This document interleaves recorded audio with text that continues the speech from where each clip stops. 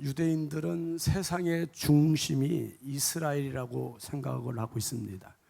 또 이스라엘의 중심은 예루살렘이라고 여기고요, 예루살렘의 중심은 성전이라고 여깁니다. 그리고 성전의 중심은 지성소라고 여기고, 지성소의 중심은 법궤라고 여깁니다. 성경에는 성전, 세 가지 성전이 나옵니다. 그 세 가지를 먼저 살펴보면요, 그 열왕기상 6장 38절을 우리가 보도록 하겠습니다. 시작. 11째 해 불월 곧 8째 달에 그 설계와 식양대로 성전 건축이 다 끝났으니 솔로몬이 7년 동안 성전을 건축하였더라.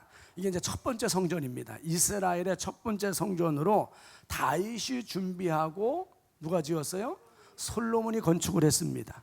7년 동안에 18만 3,300명으로 7년 동안 건축을 했습니다. 얼마나 멋있고 웅장하게 건축을 했겠습니까? 정말 눈이 부시도록 아름다운 성전이 이 성전인데, 이 성전을 일컬어서 뭐라고 불러요? 솔로몬의 성전이라 이렇게 부릅니다. 솔로몬 성전. 두 번째 성전이 있어요. 그 스바냐 3장 12절 말씀을 볼까요? 덥죠? 가운 벗읍시다. 괜찮겠죠? 헌금위원도 벗으세요. 예. 그래도 7월, 8월은 벗고 해야 될 것 같아요. 너무 더워서요. 저도 괜찮을까요?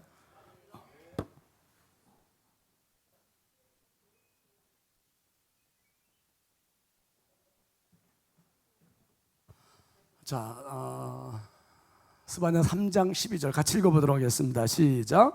제사장들과 레위 사람들과 나이 많은 족장들은 첫 성전을 보았으므로 이제 이 성전의 기초가 놓임을 보고 대성통곡하였으나 여러 사람은 기쁨으로 크게 함성을 지르니.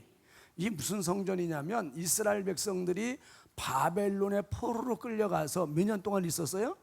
70년 동안 포로 생활을 마치고 돌아와서 스룹바벨 지도자를 중심으로 새 예배당을, 이제 성전을 건축을 하는데, 그 지대를 놓을 때 옛날 그 첫 번째 성전 솔로몬 성전을 본 노인들, 나이 많으신 분들은 그걸 보고 뭐 했다고요? 대성통곡을 했다는 거예요. 그리고 젊은 사람들은 그것을 보고 기뻐서 환호했고요. 그 왜 대성통곡을 했을까요? 솔로몬이 지었던 성전이 너무 크고 웅장하고 너무 찬란하고 멋있었는데, 거기에 비교해 보니까 이건 너무 초라한 거예요. 그래서 노인들은 대성통곡을 하고 울었고요, 젊은 사람들은 그걸 본 적이 없으니까 우리가 하나님의 전을 건축하는구나, 그래서 기뻐서 함성을 질렀다는 거지요. 이게 그래서 어려운 가운데서도 그 70년 동안 포로 생활을 마치고 돌아왔으니 얼마나 힘들겠습니까?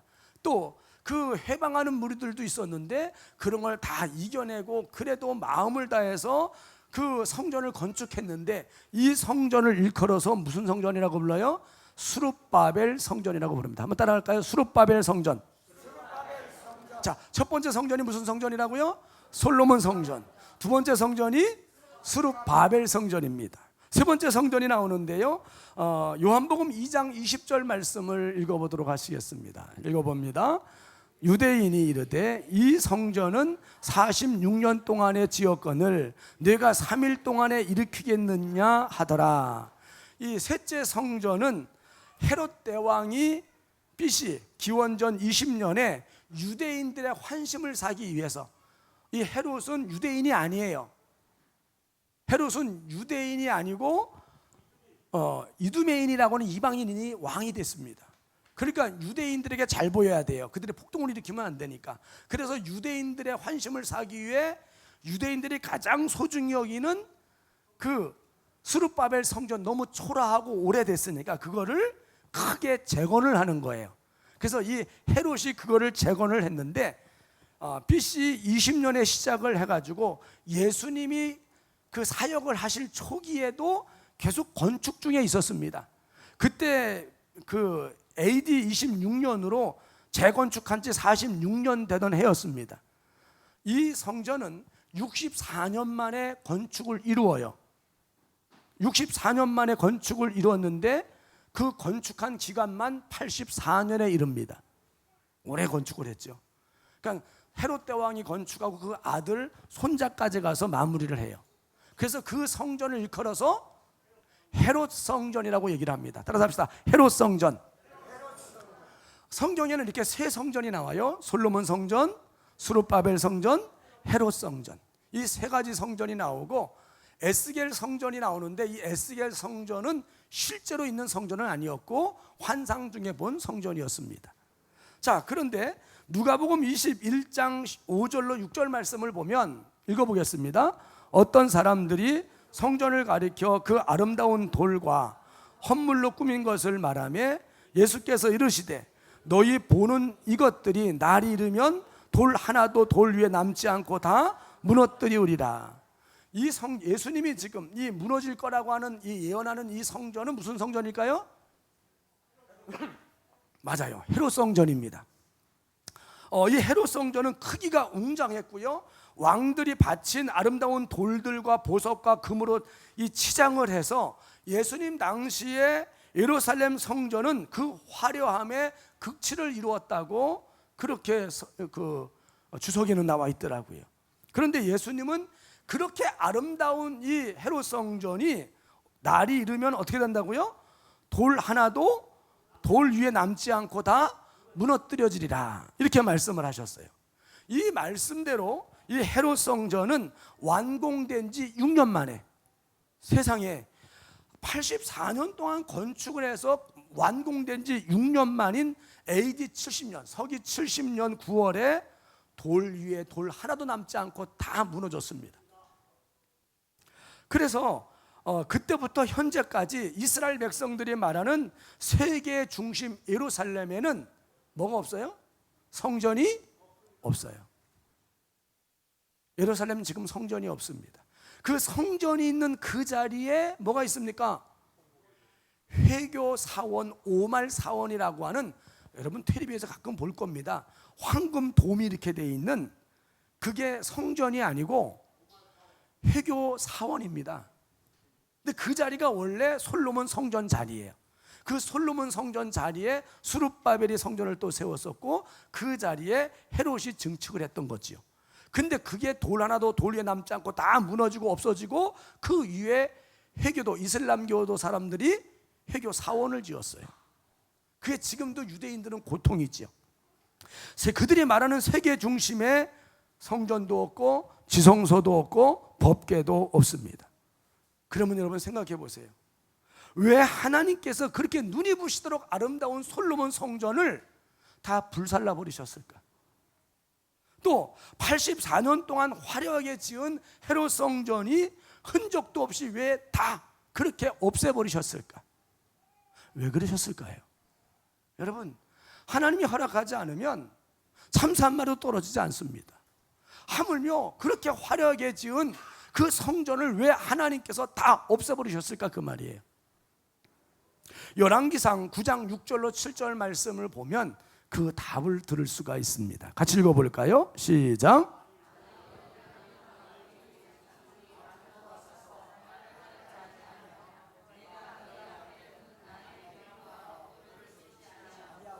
가서 다른 신을 섬겨 그것을 경배하면 내가 이스라엘을 내가 그들에게 준 땅에서 끊어버릴 것이요 내 이름을 위하여 내가 거룩하게 구별한 이 성전이라도 내 앞에서 던져버리리니 이스라엘은 모든 민족 가운데 속담거리와 이야기거리가 될 것이며.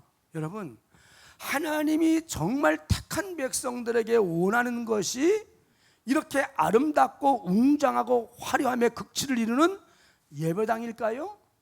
그렇지 않아요. 그 예배당이 아니라 그 예배당 안에서 예배하는 백성들의 변화된 삶을 하나님은 원하심을 믿으시기 바랍니다. 누가복음 19장 46절 말씀에 보면 읽어보겠습니다. 그들에게 이르시되 기록된 바 내 집은 기도하는 집이 되리라 하였거늘 너희는 강도의 소굴로 만들었도다 하시니라. 건물은 웅장하고 아름답고 화려함의 극치를 이루었는데 그 성전 속에 있는 택한 백성들은 어떠했다고요? 강도들이었습니다. 그 성전이 성전이 아니라 강도의 이 소굴이 되어버렸어요. 그래서 하나님이 심판을 하시는 겁니다. 건물이 웅장하고 아름답고 화려함의 극침을 이루었어도 그 속에 강도들로 우상 숭배자들로 가득 찼기 때문에 하나님은 솔로몬 성전도 심판하시고 헤롯 대왕의 성전도 심판을 하시는 거예요. 여러분, 우리는 진짜 기가 막힌 그 부지 위에 눈이 부시도록 아름다운 예배당을 건축하고 또 그렇게 소원하잖아요. 그래서 정말 좋은 그 부지에 가계약도 했지만 하나님께서 정말 원하는 것이 무엇인지 우리는 알아야 합니다. 하나님은 정말 원하시는 것이 정말 화려한 눈이 부시도록 아름다운 예배당이 아니에요. 그 예배당이 아니라 뭐예요? 하나님이 정말 원하시는 것은 기가 막힌 믿음과 눈이 부시도록 아름다운 신앙의 삶인 줄로 믿으시기를 바랍니다. 기가 막힌 부지에 눈이 부시도록 아름다운 예배당도 중요하죠. 그러나 그것보다 훨씬 더 중요하고 중요한 것은 성령으로 변화되어서 언제 어디서나 성령을 따라 사는 예배자의 삶을 하나님은 원하심을 믿으시기를 바랍니다. 여러분, 구약시대에 가장 거룩한 곳이 어디였을까요? 나오스, 지성소였습니다. 이스라엘에서 가장 거룩한 곳은 지성소였어요. 지성소가 왜 이렇게 거룩했을까요? 그 지성소가 뭐가 있기에? 그렇죠, 하나님의 임재를 상징하는 법궤가 있었기 때문에 가장 거룩한 곳이라고 했습니다. 그러면 여러분, 이 시대에 하나님께서 가장 거룩히 여기는 곳은 어디일까요? 예배당일까요? 고린도전서 3장 16절 말씀을 같이 읽어보겠습니다. 시작. 너희는 너희가 하나님의 성전인 것과 하나님의 성령이 너희 안에 계시는 것을 알지 못하느냐. 성령을 모신 우리의 몸이 뭐라고요? 성전. 여기 성전의 원어는 나오스, 바로 지성소라고 하는 말입니다. 여러분, 지성소가 왜 이렇게 거룩했다고요? 법궤가 있었기 때문에. 그것처럼 우리의 몸이 왜 그렇게 거룩한 지성소냐? 우리 안에 누가 계시기 때문에? 보혜사 성령이 계시기 때문인 줄로 믿으십니다. 여러분, 우리의 몸을 하나님은 가장 지극히 거룩한 곳으로 여긴다는 사실을 잊지 마시기를 바랍니다. 그래서 우리의 몸이 거룩한 곳이에요. 구별된 곳입니다. 그래서 제가 늘 말씀드리잖아요. 우리의 몸을 잘 관리하는 것도 하나님의 일 중에 하나다. 믿어지세요? 하나님이 우리의 몸을 쓰고자 할 때 제가 여기 있나이다, 나를 쓰시옵소서, 이럴 수 있기를 바라요. 하나님이 쓰려고 했더니 아파가지고 병들어가지고 뭐 아무것도 못하고 그러면 안 되잖아요, 그렇죠? 그래서 여러분, 건강하시기를 바랍니다. 여러분 몸을, 이 육체를 잘 관리하십시오. 하나님이 쓰고자, 선한 일에 쓰고자 하실 때 언제든지 쓰임받을 수 있는 그런 몸으로 만드시기를 바랍니다. 누가 그래요, 저보고. 목사님은 족구에 중독이 되셨다고. 이런저런 중독돼도 괜찮습니다. 족구를, 운동을 왜 해요? 그럼요, 건강을 위해서 하지요. 저도요, 새벽 기도 끝나고, 저는 새벽 3시 50분에 일어납니다. 그래서 예배 준비하고 차 운행하고 예배 드리고 새벽 예배 드리고 마치고 나면 6시 한 20분 15분 됩니다. 그러면 그 시간 되면 이제 어떻게 하고 싶을까요? 자고 싶어요. 그래서 이렇게 앉아 있으면 졸립니다. 그래서 안 앉아요. 얼른 옷을 갈아입습니다. 뭘로요? 운동복으로 갈아입습니다. 그리고 뭐 하나 먹고, 그리고 바로 운동하러 갑니다. 나도 자고 싶어. 근데 자고 나면은요, 아유, 그냥 막 찌뿌둥하고 말도 못해요. 그래서 그렇게 살아요. 내 육신은 쉬고 싶고 자고 싶지만 건강을 위해서 운동하는 거예요. 여러분, 운동하시기를 바라요. 맨날 누워서 숨 쉬는 운동만 하지 마시고, 건강해야 하나님도 하는 겁니다. 다시 말씀드리지만 내 몸을 잘 관리해서 건강하게 만드는 것도 하나님의 일 중에 하나로 여기시기를 축원합니다. 자, 누가복음 20장에 보게 되면 어떤 내용이 나오냐면 대제사장들과 서기관들과 백성의 장로들이 예수님을 음모에 빠뜨리려고, 예수님을 없애기 위해서 예수님을 찾아와서 이렇게 물어요. 로마 황제 가이사에게 우리가 세금을 바치는 것이 옳습니까? 안 바치는 게 옳습니까? 라고 물어요. 당시의 유대인들은 로마의 속국으로 있으면서 자기들이 버는 수입의 3분의 1을 로마의 세금으로 바쳤습니다. 여러분, 여러분이 버는 돈 3분의 1을 세금으로 바치라 그러면 어떻게 해? 대모하고 난리 날 거예요. 근데 로마의 속국이니까, 우리가 일본 사람들이 속국으로 있었던 것처럼 로마의 속국이기 때문에 어떻게 할 수가 없어요. 그렇지만 로마에 대해서 막 불만 불평이 엄청나죠.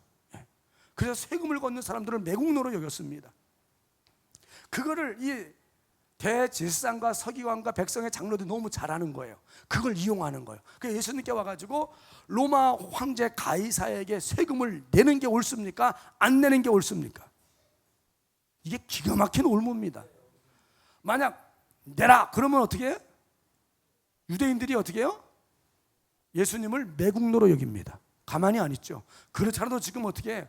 막 불만이 너무너무 많은데 예수님이 세금을 내라 그러면 가만히 있겠습니까? 예수님을 매국노로 돌로 칠 겁니다. 반대로 세금을 내지 말라 그러면요, 로마의 총독인 빌라도가 반역자로 당장 잡아다가 사형을 시킬 겁니다. 이럴 수도 없고 저럴 수도 없는 그런 상황을 이 대제사장과 서기관들과 백성의 장로들이 만들어서 예수님께 물은 거예요. 정말 기가 막힌 올무거든요. 근데 예수님은 단 한마디의 말씀으로 그 올무를 물거품으로 만드셨습니다. 뭐라 그러셨어요? 너희 쇳돈 로마 돈을 내게 보이라. 그 로마 돈, 그때 데나니온이에요. 로마 돈이. 그 동전에 누구의 형상과 누구의 글이 거기 있냐? 그때는 뭐라 그래요? 가이사의 형상과 글이 있습니다. 그때는 예수님 뭐라 그랬어요? 가이사의 것은 가이사에게, 하나님의 것은 하나님께 바치라 그랬어요. 그러면 세금을 내라는 거예요? 내지 말라는 거예요? 가이사의 것은 가이사에게 내라 그러니까 이건 세금 내라는 거예요. 근데 또 하나님의 것은 하나님께 드리라 그랬어요. 틀리지 않는 말씀이에요. 근데 제가 말씀을 드리려고 하는 것은 이 말이에요. 그 내용을 한번 읽어보죠. 20장, 누가복음 20장 24절 25절 읽어봅니다. 데나니온 하나를 내게 보이라. 누구의 형상과 글이 여기 있느냐? 대답하되 가이사의 것이니이다. 이르시되 그런즉 가이사의 것은 가이사에게, 하나님의 것은 하나님께 바치라 하시니. 자, 가이사의 것은 가이사에게, 이 말은 세금을 내라는 얘기지요. 그러면 하나님의 것은 하나님께 바치라는 말은 무슨 뜻일까요?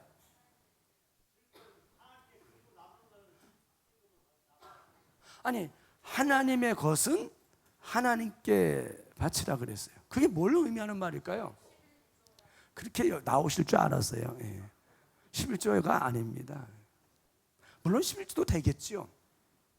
자, 창세기 1장 27절 말씀을 읽어보겠습니다. 시작.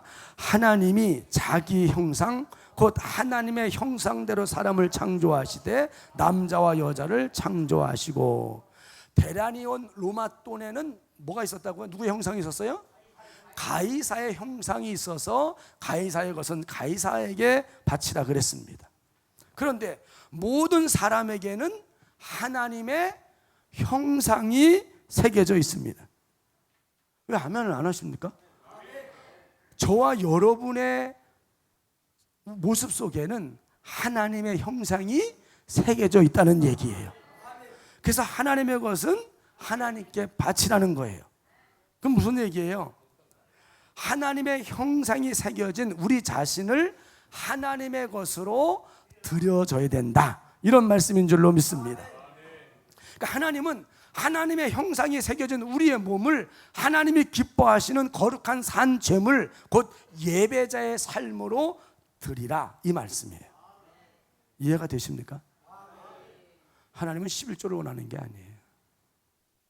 하나님은 우리의 인생 자체를 원하십니다. 남자 여자가 사귀어서 결혼을 해요? 그러면 여자가 남자의 돈만 원해요? 남자를 사랑하면 뭐를 원해요? 그렇지. 남자 인생 전체를 나랑 같이 살기를 원하는 거예요. 그 사람의 재산만 원하는 게 아니에요. 그 사람 전체를 다 나랑 같이 사는 걸 원하잖아요. 하나님도 마찬가지입니다. 하나님은 어떤 예물이나 11조나 이런 걸 얘기하는 게 아니라 우리의 삶, 그래서 집에서나 예배당에서나 직장에서나 어디서나 우리가 하나님의 것으로 예배자의 삶을 살기를 원하십니다. 바로 그게 하나님이 원하시는, 하나님의 것은 하나님께 바치라고 하는 의미인 줄로 믿으시기를 바라요. 하나님께 드리는 예배는 두 종류가 있습니다. 하나는 예배당 안에서 드리는 예배, 우리가 지금 드리는 예배. 또 하나는 예배당 밖에서 삶으로 드려지는 예배.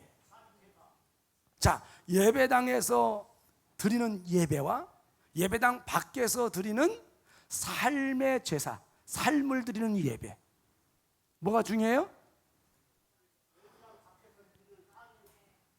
장로님, 둘 다 중요합니다. 둘 다 중요해요. 그래서 이 예배당 안에서의 예배를 뭘로 비유하냐면 꽃으로 비유해요. 꽃. 그리고 예배당 밖에서의 삶의 예배를 꽃의 열매로 얘기를 합니다. 그러면 꽃이 중요해요? 열매가 중요해요? 다 중요해요. 왜? 꽃이 없이는 열매도 없기 때문이에요. 그러니까 우리가 예배당 안에서 드리는 예배를 통해 은혜를 받고, 받은 은혜를 가지고 삶의 현장으로 나아가서 열매로, 선한 열매, 성령의 열매를 맺어 하나님께 드리는 예배, 두 가지 예배, 이해가 되시지요? 예. 자, 그러면 오늘 본문 말씀을 읽어볼까요? 본문 말씀 1절 읽어보겠습니다. 시작. 그러므로 형제들아, 내가 하나님의 모든 자비하심으로 너희를 권하노니 너희 몸을 하나님이 기뻐하시는 거룩한 산 제물로 드리라. 이는 너희가 드릴 영적 예배니라. 이 예배는 무슨 예배를 얘기하는 거예요? 예배당 안에서의 예배예요? 예배당 밖에서의 예배예요? 이 말씀은 예배당 밖에서의 예배를 의미하는 거예요.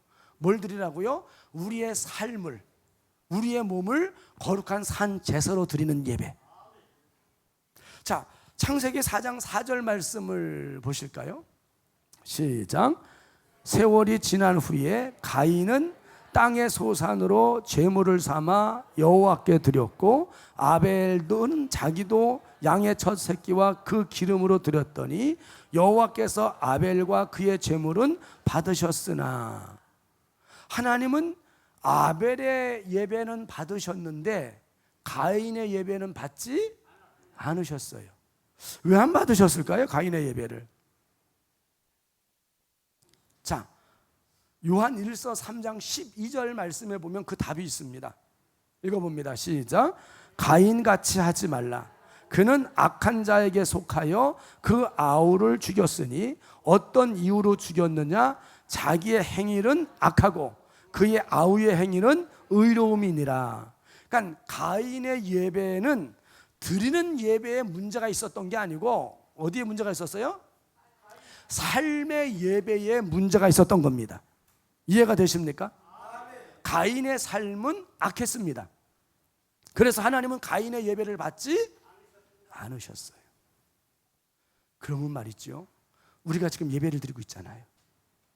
가인과 아벨처럼 하나님께 예배를 드려요. 근데 하나님이 받으시는 예배도 있고 안 받으시는 예배도 있었어요. 아벨의 예배는 받으셨는데 가인의 예배는 받지 않으셨습니다.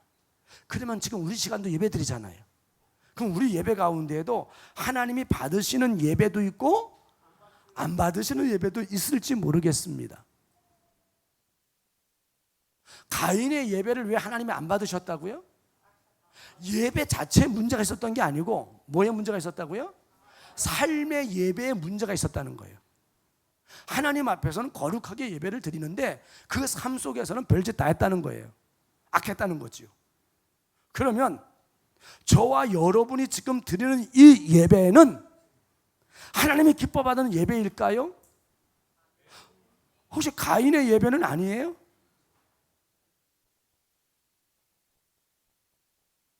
생각을 해보십시오. 내가 지금 하나님 앞에 예배를 드리는데 내가 드리는 이 예배는 아벨의 예배인가 가인의 예배는 아닌가?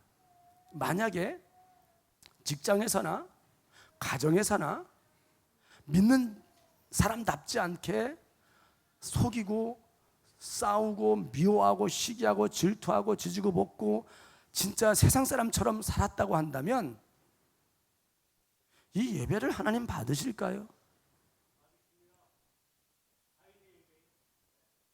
가인의 예배도 될 수 있습니다.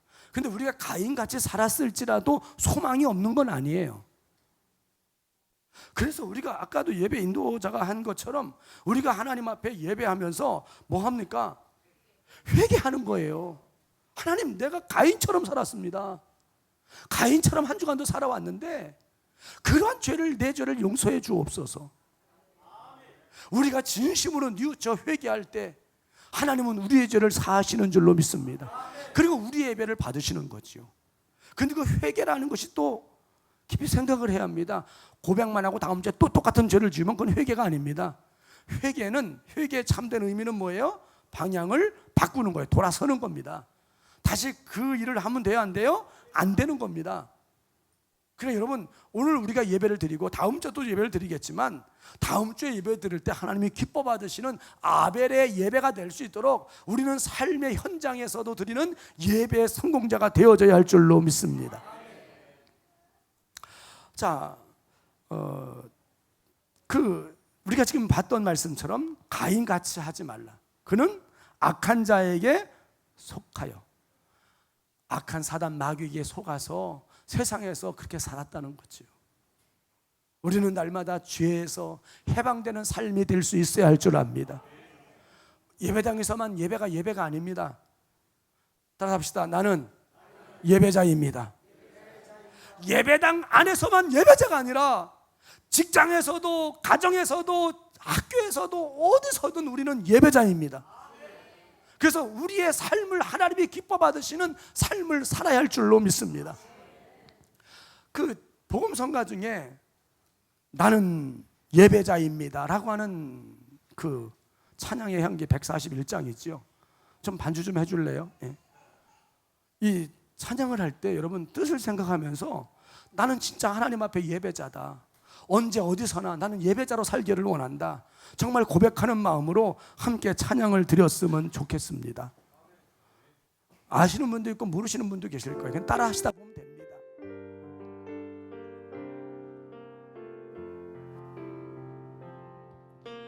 나는 하나님을 예배하는 예배자입니다. 내가 서 있는 곳 어디서나 하나님을 예배합니다.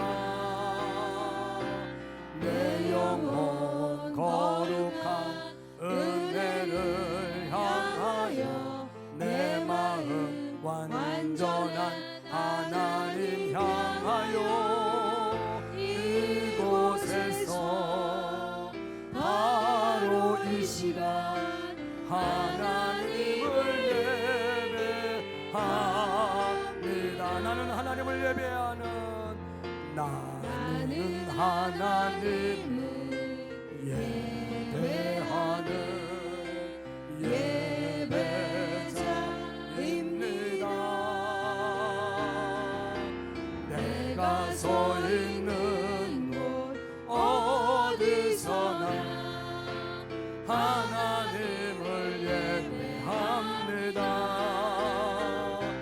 내 영혼 거룩한 은혜를 향하여 내 마음을 완전한 하나님 향하여 이곳에서 바로 이 시간 하나님을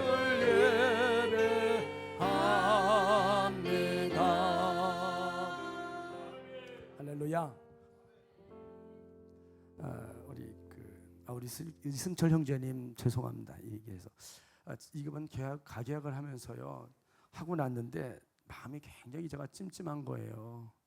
왜 찜찜했을까요? 막 너무 좋아야 되는데 너무 찜찜한 거예요. 왜 그러냐면 너무 싸게 사서 그런 거예요. 진짜. 그래서 지금 우리 형편이 뭐 아직 보상도 안 나왔고 그래서 우리가 이게 이제 다 이제 본계약하면 다 대출 받아 드려야 되는데 우리 지금 너무 힘들지만 이제 보상을 받으면 달라지잖아요, 그죠? 보상이 되니까. 그래서 우리가 보상의 주문이 이루어지면 우리가 이승철 형제님에 대해서 다시 생각을 해드려야 합니다. 예. 무슨 얘기인지 아시겠죠? 예. 제가 그게 참 마음이 괴로웠어요. 예. 야, 이건 너무 이게 교회에서 너무했다. 왜냐하면 이 마을에 지금 뭐 나오는 땅도 없지만. 나오는 땅 우리가 작년에 계약하려고 했던 길 건너에 있는 땅 평당 200달러를 했었거든요. 근데 우리가 지금 계약된 게 140에 됐습니다. 너무 싸게 된 거죠. 그래서 교회가 돈 가지고 뭐 합니까, 그죠? 그래서 보상되면 그때 우리가 이승철 형제에 대해서 충분히 생각을 해드려야 할 줄 압니다. 나중에 또 반대하고 막 그러면 안 됩니다. 교회가 그만큼 싸게 샀잖아요. 그 이사야 시대에 이스라엘 백성들이 하나님께 드리는 그 예배를 하나님이 안 받으셨어요. 그래서 이사야 1장 11절로 13절에 보면 기가 막힌 말씀이 나옵니다. 같이 한번 읽어보겠습니다. 시작. 여호와께서 말씀하시되 너희의 무수한 재물이 내게 무엇이 유익하뇨? 나는 수양의 번제와 살찐 짐승의 기름에 배불렀고 나는 수송아지나 어린 양이나 순 염소의 피를 기뻐하지 아니하노라. 너희가 내 앞에 보이러 오니 이것을 누가 너희에게 요구하였느냐? 내 마당만 밟을 뿐이니라. 헛된 재물을 다시 가져오지 말라. 분향은 내가 가증히 여기는 바요 월삭과 안식일과 대회로 모이는 것도 그러하니 성회와 아울러 악을 행하는 것을 내가 견디지 못하겠노라.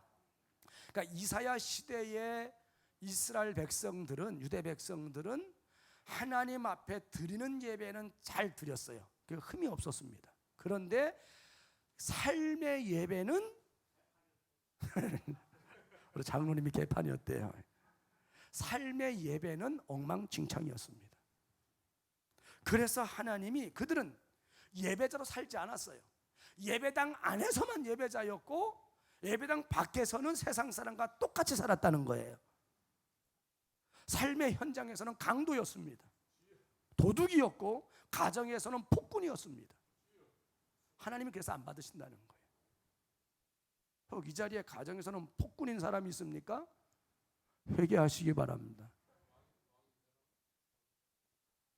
가정에서 자녀들을 아내를 쥐잡듯이 잡고 말이죠. 진짜 아내를 존중히 여기지 않고 무시하고 내 맘대로 이거 회개해야 합니다. 그건 예배자의 삶이 아닙니다. 예배당에서의 예배자의 삶과 가정이나 직장에서는 똑같아야 할 줄 압니다.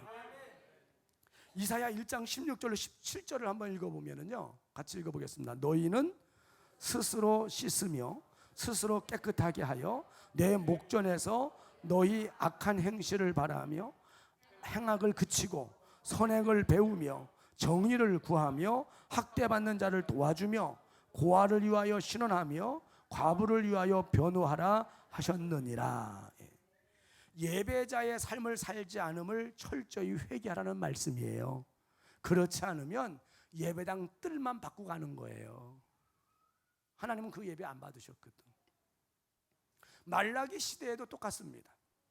말라기 1장 10절 말씀을 읽어보겠습니다. 시작. 만군의 여호와가 이르노라. 너희가 내 제단 위에 헛되이 불사르지 못하게 하기 위하여 너희 중에 성전문을 닫는 자가 있었으면 좋겠도다. 내가 너희를 기뻐하지 아니하며 너희가 손으로 드리는 것을 받지도 아니하리라. 이 말라기 시대 유대 백성들의 삶은 하나님 보시기에 가증했고 불의했습니다. 특히 트집을 잡아서 아내와 이혼을 하고 이방 여인들과 결혼을 하고 그 삶이 방탕했습니다. 하나님이 그런 사람들 오지 못하게 성전 문을 걸어 잠갔으면 좋겠다고 하나님은 그렇게 말씀하는 거예요. 말라기 2장 11절도 읽어보겠습니다. 시작. 유다는 거짓을 행하였고 이스라엘과 예루살렘 중에서는 가증한 일을 행하였으며 유다는 여호와께서 사랑하시는 그 성결을 욕되게 하여 이방 신의 딸과 결혼하였으니. 그러니까 하나님은 이사야 시대나 말라기 시대 백성의 삶의 모습을 다 알고 계셨어요. 하나님은 이 시대의 우리의 삶의 모습도 다 알고 계심을 믿으시기를 바랍니다. 그래서 우리의 예배는 아벨의 예배가 되어야 합니다. 하나님이 받으시는 이 아벨의 예배에는 기쁨이 있고 평안이 있고 마음에 담대함이 생기고 살아갈 소망이 넘치는 역사가 있습니다. 한마디로 은혜가 넘치는 거예요. 그러면 가인의 예배는요?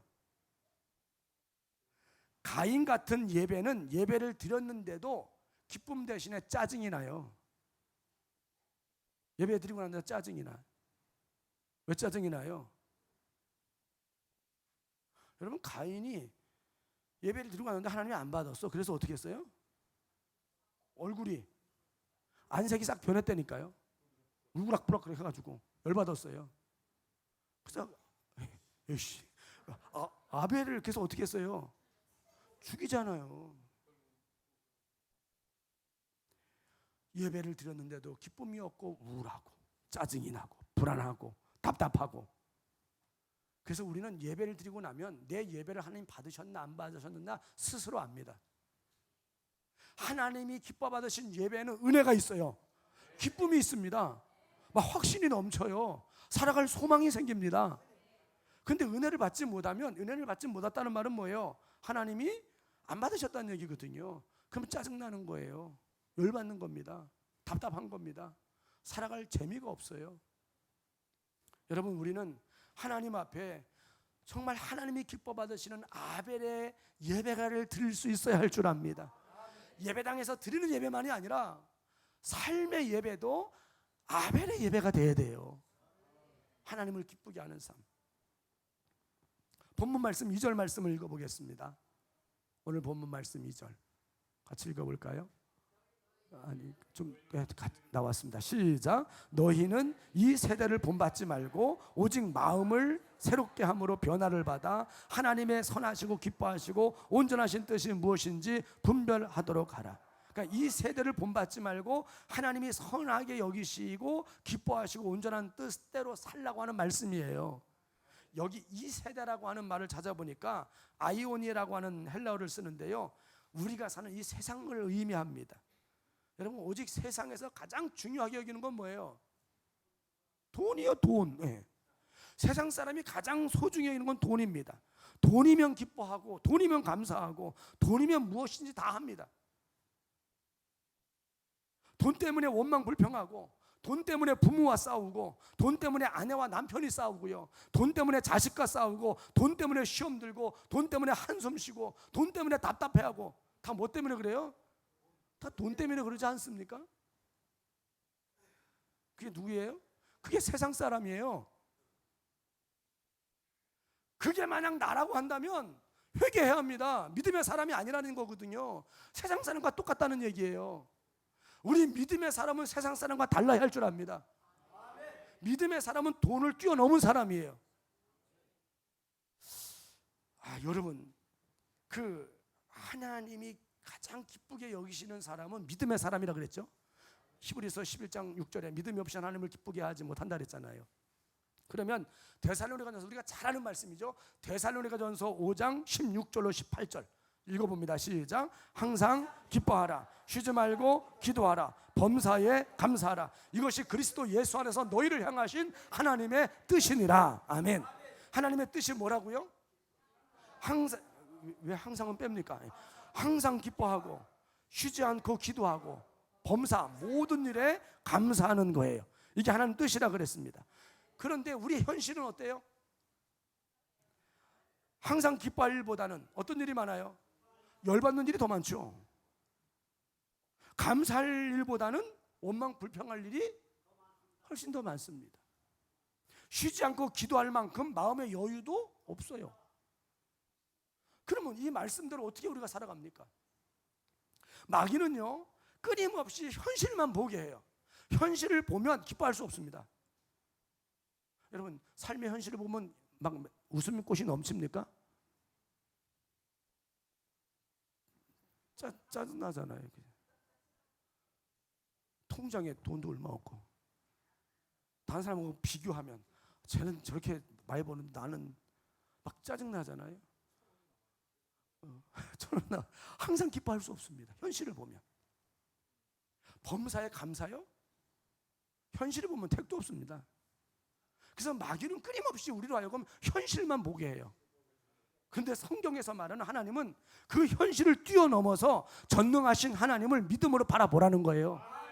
믿음으로 기뻐하라는 겁니다. 믿음으로 감사하라는 거예요. 그러면 그 믿음대로 이루어 주시겠다고 약속하셨습니다. 여러분, 출애굽 1세들을 보세요. 애굽에서 나온 1세들은 40년 동안 끊임없이 현실만 보면서, 이게 마귀에게 속은 삶이에요. 현실에 속아서 원망, 불평, 불신이 끊임없이 계속되다가 광야에서 그렇게 원망, 불평만 하다가 40년 동안 다 광야에서 죽었습니다. 이게요, 마귀에게 속은 삶이에요. 출애굽 1세들. 여러분, 어떤 상황 속에서도 현실에 속지 않기를 축원합니다. 저는 로마서 8장 28절 말씀을 제일 좋아해요. 사랑하는 자, 곧 그 뜻대로 부르심을 입은 자들에게는 모든 것이 협력하여 선을 이룬다. 이 선을 이룬다는 말이 유익되게 하신다, 이런 의미입니다. 내게 있어지는 일들이 안 좋은 일도 있어요. 근데 그 안 좋은 일도 왜 있냐? 저 잘되게 하기 위해서 있다는 거예요. 그걸 믿는다면 안 좋은 일에도 기뻐해야 하네요. 여러분, 요셉이 애굽의 노예로 팔려요. 그죠? 왜 팔리는 거예요? 여러분, 요셉이 애굽의 노예로 팔려가요. 왜 팔려갑니까? 요셉의 꿈을 이루기 위해서 지금 하나님이 하시는 일이었어요. 근데 요셉이 알아요, 몰라요? 몰라. 근데 우리는 알잖아. 그죠? 예. 그러니까 우리가 성경을 통해서 믿음으로 아는 거예요. 내가 요셉처럼 노예로 팔려갈 때 우리는 아니까, 아, 하나님이 내 꿈을 이루기 위해서 지금 일을 하시는구나. 그리고 뭐 해야 돼요? 기뻐하고 감사해야 돼. 그죠? 근데 재밌는 건 요셉은 어렴풋이 믿음으로 안 것 같아요. 거기 보면 요셉이 노예로 끌려갈 때 원망 불평했어요? 그러지 않았거든요. 나 같으면 막 악다구리를 쓰고 말은 너 두고 보자 말이야, 형제들한테. 막 그랬을 것 같아. 여러분 안 그랬을 것 같습니까? 나를 노예로 팔아먹는데 형들이 그 팔려가면서 뭐라 그래요? 두고 보자. 내가 반드시 돌아와서 어떻게 내 복수하겠다, 이러지 않겠습니까? 근데 요셉은 전혀 그런 게 없습니다. 억울하게 요셉이 감옥으로 내려가잖아요. 요셉이 뭐 잘못했습니까? 하나님 뜻대로 살겠다고 그것 때문에 감옥으로 내려가요. 그럼 요셉이 어떻게 해야 돼요? 여러분 같으면, 저 같으면 막 원망 불평하고 말이지, 하나님 내가 뜻대로 살려는데 뭐 축복은 고사하고 이게 뭡니까? 막 이럴 텐데 요셉 또한 원망 불평하지 않습니다. 지나고 보니까 그런 일들이 왜 있었습니까? 하나님께서 요셉을 애굽의 총리로 세우기 위해서 잘되게 하게 하기 위해서 있는 과정이었다는 거죠. 여러분 믿으시기를 바라요. 우리에게 있어지는 모든 일들이 협력해서 결국은 우리를 유익되게 하신다는 사실을 말이죠. 그러면 우리의 삶 속에 내가 원치 않는 일, 힘들고 어렵고 괴로운 일, 속상한 일, 이런 일이 있어도 여러분 믿음으로 현실을 보지 말고 전능하신 하나님을 바라보면서 기뻐하고 감사하고 그리고 기도할 수 있기를 축원합니다. 여러분 믿음이 없이는 하나님을 기쁘시게 할 수 없다 그랬어요. 히브리서 11장 6절 말씀 읽어보겠습니다.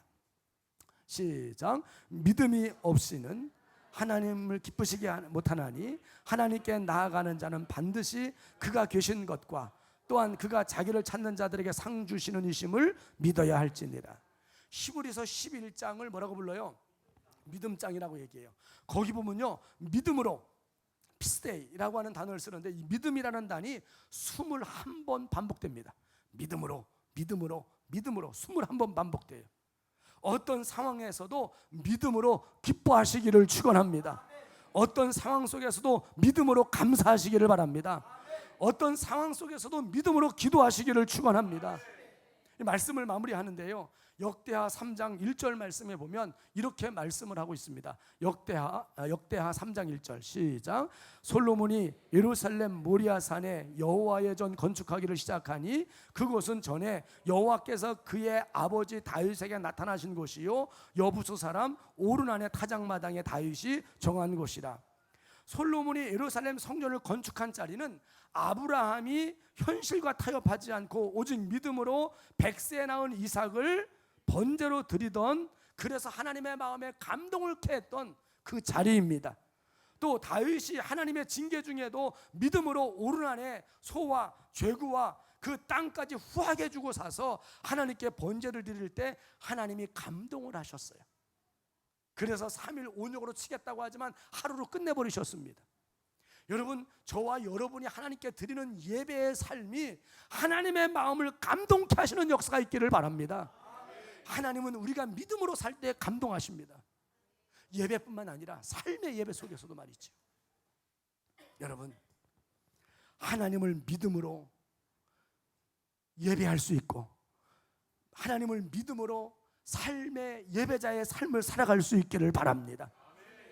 하나님은 드릴 수 없는 가운데 그 드릴 수 없는 환경을 이기고 믿음으로 드리는 예배를 기뻐하십니다. 정말 드릴 수 없는 환경 속에서도 내가 하나님 앞에 하나님의 것을 떼어서 믿음으로 드려질 때 하나님이 감동하시는 거예요. 하나님의 마음을 감동케 하는 저와 여러분의 예배자의 삶이 되어질 수 있기를 축원합니다. 기뻐할 수 없는 현실 속에서도 어떻게 기뻐하자고요? 믿음으로. 지금 현실은 기뻐할 수 있는 환경이 아니에요. 그런데 믿음으로 기뻐하자는 거예요. 현실은 감사할 수 없어요. 하지만 믿음으로. 어떻게 믿어요? 전화위복되게 하시는 하나님, 더 잘되게 하실 것을 믿고 믿음으로 감사하시기를 바랍니다. 용서할 수 없는 현실 속에서도 믿음으로 용서하고요, 기도할 수 없는 현실 속에서도 우리가 믿음으로 기도할 때 하나님은 감동하시는 줄로 믿습니다. 따라서 하십시다. 우리는 택한 백성이고 하나님께 드려진 나실인이고 왕같은 제사장이다. 여러분, 택한 백성, 드려진 나실인, 왕같은 제사장이라는 이야기는 철저하게 구별되게 살아야 할 예배자의 삶을 살아야 하는 그 사람들이라는 의미입니다. 하나님이 기뻐하시는 예배자의 삶을 사시기를 축원합니다. 아니, 살아내시기를 바라요. 우리 환경은 기뻐할 수 없는 환경이지만 그래도 믿음으로 기뻐하시고 감사하시고 믿음으로 예배자의 삶을 살아내어서 하나님의 마음을 감동시키는 저와 여러분이 될 수 있기를 바랍니다. 따라합시다. 나는 예배자입니다. 예배당에서만이 아닙니다. 이런 사람 너무너무 많아요. 예배당에서는 거룩한 것처럼 하나님의 사람처럼 행동하는데 집에만 가면 말이요, 아내를 남편을 쥐잡듯이 잡고 말이죠. 부부싸움 하려면 교회에서 해. 그냥 교회에서. 사니 못 사니 그거 아닙니다. 직장에서도 학교에서도 어디서든 우리는 누구로 살아야 된다고요? 예배자로 살아야 합니다. 그 예배자가 에녹입니다. 에녹은 300년 동안 하나님과 동행하는 삶을 살았어요. 그 말은 하나님 앞에서 살았다는 얘기입니다. 예배자로 살았다는 거예요. 에녹, 하나님이 얼마나 에녹을 기뻐하셨는지 죽음을 보지 않고 산채로 하나님 나라 들어갔습니다. 할렐루야. 저와 여러분의 삶이 가정에서도 예배당에서도 직장에서도 학교에서도 내가 머무는 어디서든지 하나님이 기뻐 받으시는 예배자의 삶을 살아갈 수 있기를 축원합니다. 우리 함께 찬양하는데요, 다시 한번 나는 예배자입니다. 찬양 고백하는 마음으로 찬양하고 함께 기도할 때에 하나님, 예배당에서도 가정에서도 직장에서도 내가 사는 어디서든지 항상 하나님 앞에서 예배자로 살게 하여 주옵소서. 부끄럽지 않은 인생을 살게 해 주옵소서. 우리 함께 통성으로 기도하도록 하겠습니다.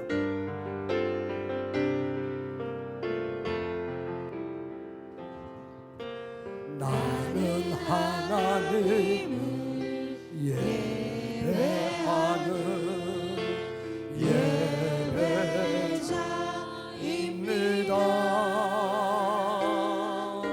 내가 서 있는 곳 어디서나 하나님을 예배합니다. 내 영혼 거룩한 은혜를 향하여 내 마음 완전한 하나님 향하여 이곳에서 바로 이 시간 하나님을 예배합니다. 다시 한번 하겠습니다. 나는 하나님을 예배하는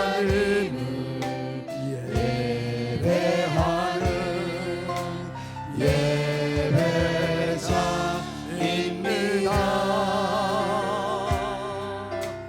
내가 서 있는 곳 어디서나 하나님을 예배합니다. 내 영혼 거룩한 은혜를 향하여 내 마음 완전한 하나님 향하여 이곳에서 바로 이 시간 하나님을 예배합니다. 주일 저 함께 동성으로 기도합니다. 살아계신 하나님 아버지, 우리가 예배당상에 뿐만 아니라 가정에서도 직장에서도 사업장에서도 하나님 삶의 현장 어디서든지 항상 예배자로 살게 하옵소서. 사람 앞에 살지 아니하고 하나님 앞에 살기를 원합니다. 하나님 호랑이의 오란 말처럼 언제나 하나님 앞에서 우리의 삶을 살게 하시고 사람을 기쁘게 하는 삶이 아니라 하나님을 기쁘시게 하는 그런 삶을 살게 하여 주옵소서. 하나님 우리의 삶이 하나님께서 에녹을 기쁘게 받으신 것처럼 우리의 삶이 에녹과 같은 삶이 되게 하시고 하나님 아버지 아벨과 같은 삶을 살아서 언제나 우리의 예배를 기뻐 받으시는 그런 예배자의 삶을 살아가시고 하나님 역사하여 주옵소서. 하나님 우리를 긍휼히 여겨주소서. 모든 성도의 삶은 언제나 예배자의 삶, 승리하는 삶, 하나님을 기쁘시게 하는 그런 삶을 살아갈 수 있도록 하나님 역사하여 주옵소서. 좋으신 하나님을 찬양합니다. 하나님 아버지, 우리로 하여금 하나님 아버지 사랑하게 하여 주옵소서. 역사하여 주옵소서. 하나님, 우리의 삶을 돌아보면 예배당 앞에서는 정말 거룩한 것처럼 하나님을 잘 섬기는 것처럼 살았지만 그러나 삶을 뒤돌아보면 우리는 삶의 현장에서 하나님의 자녀로서 그리스도인으로서 부끄러운 삶을 살 때가 많았음을 고백합니다. 하나님 우리를 불쌍히 여겨주셔서 이제는 에녹처럼 또한 우리가 아벨처럼 하나님이 기뻐하는 삶의 예배자가 되어질 수 있도록 은혜를 더욱 허락해 주옵소서. 예배당에서뿐만 아니라 가정에서도 직장에서도 삶의 어떤 현장 속에서도 언제나 예배자로 살게 하셔서 하나님이 우리의 삶을 기뻐 받으시는 그런 삶이 되어지도록 주여 도와주옵소서. 현실에 속지 말게 도와주시고 믿음으로 현실을 뛰어넘게 하여 주셔서 전능하신 하나님을 믿음으로 바라봄으로 말미암아 하나님 힘들고 어려운 상황 속에서도 기뻐하고 즐거워하고 믿음으로 감사할 수 있는 우리 모든 성도들의 삶의 예배자가 되어지게 축복하옵소서. 이제는 우리들의 선한 목자가 되시는 예수 그리스도의 은혜와 하나님 아버지의 만극하신 사랑하심과 우리 성령님의 감화 감동 내주 충만 교통 역사하심이 예배당에 드리는 예배만 아니라 삶의 예배자로서 늘 승리하고 성공하기를 소원하는 우리 삼천교회 모든 성도들 머리머리 위에 가정과 자녀들과 모든 생업터와 이 나라 이 민족 위에 이제로부터 영원 무궁토록 함께 계실지어다. 아멘. 아멘. 아버지.